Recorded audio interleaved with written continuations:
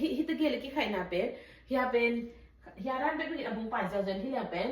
เฮียร้านเป็นอบุงป่ายเจ้าเจนที่เป็นโดละคนเด็ดลีน่ะเสร็จซ้อมนี่เลยยัดกินไปฮิเลยเป็นซ้อมเลยดิซ้อมเลยชุมกินไปตัวเป็นข้าขดับปังจะซุ่มเสียบเขียนอาเข็บอาซุ่มเสียไปเลยซ้อมเลยชุมซ้อมเลยดิซุ่มเสียบมั่วตัวไอ้เจ้าอ่ะกินบ้างฮิตเป็นเลยสักกินนะอบุงกินสอบเสร็จเลยนะฮิตกินวัดสักกี่เจ้าอบุงสอบพักสลบเลยฮิตงานอินลำดานะตุยหายต่อไล่สามแล้วมั่วอารมณ์อวดเด็กมันจะตุยต่อสอบอบุงสอบเสร็จกี่สอบเสร็จเลยนะกินที่ด้านหลังวังกี่นะฮิตเป็นข้าขดาอาจารย์จีน่ะติดตัวอาจารย์เป็นดอลลาร์สอบเลยลีบ้างอันนั้นเซฟหินเหตุเจ้ามั่วดอลลาร์สอบเลยลีบ้างอันนั้นเซฟหินเหตุเจ้าตัวนั้นน่ะกี่เป็นจิลแชมมั่วปอลคันฮิตกงจีน่ะบ้างเจ้นี่ปอลคันองจี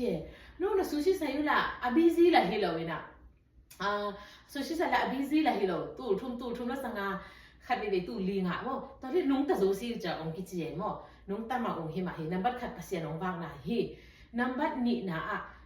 ซุมเป็นอภัยเขียนนะบุลปีเป็นอินบิลที่จังอารมณ์เป็นอันบุกอินเอกอีรอนแต่ฮินะตอนจะไอ้นุปีแต่อินเป็นอีอันเนกนะอีเมเนกนะปะนะจิลแชมอินอีตาเตเนกนะเตของฮิดันของอินจิลแชมที่ฮิเลงตั้มปีตักผัดตัวมฮีจิขัดมั่วองแชร์ริงหน่อยมีเงยนงดามตัวปาทุปา